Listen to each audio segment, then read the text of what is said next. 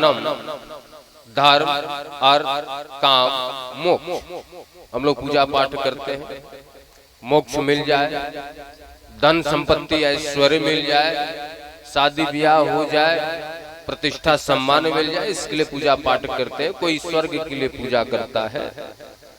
लेकिन यह कथा धर्म, अर्थ, मोक्ष, काम से ऊपर की गति अर्थात इस मृत्यु लोक से छुटकारा देने वाली है, शिवदम कल्याण करने वाली है, तापत्रयोन्मूलनम तीनों प्रकार के ताप को नाश करने वाली है।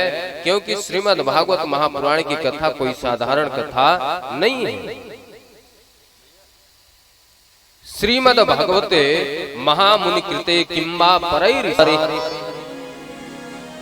वीणाधारे सुररसे स्वर कुशलतया राग कर्तार्जुनो भूत्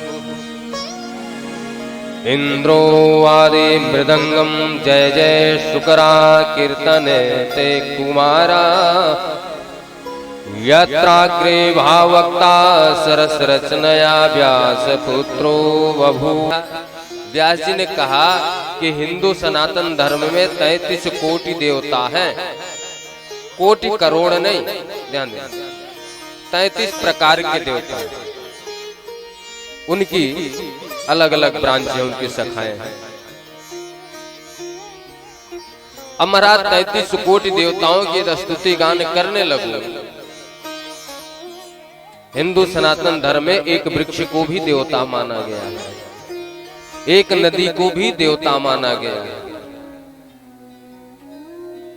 पत्थर को देवता माना गया, लोहे को देवता माना गया, पशु को देवता माना गया, पक्षी को देवता माना गया। अरे भाई, हिंदू सनातन धर्म में तो कण कण में देवता है। पूरा संसार एक परिवार है। तो महाराज, मैं यदि सारे देवताओं के स्तुति गान करने लग जाऊं तो जिसका स्तुति गान लीला गान करने के लिए बैठा हुआ हूं वो तो काम अधूरा रह जाएगा। इसलिए मैंने एक को प्रणाम करके बताना चाहता हूं कि मैंने किसी को छोड़ा नहीं। किसको प्रणाम किया? धामना स्वेन सदा निरास्तम कुहकम सत्य परम धीमहि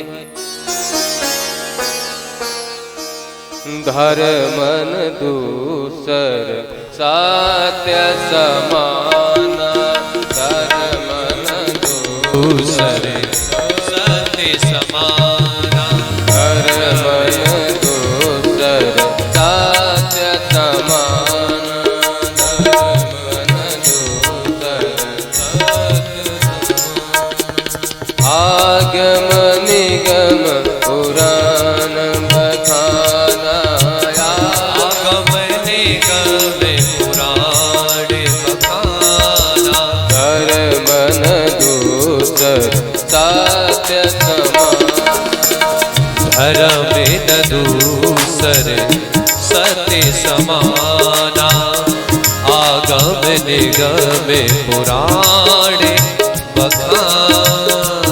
सबसे बड़ा धर्म सत्य है और मैंने सत्य को प्रणाम किया। सत्य कौन है? गोविंद है।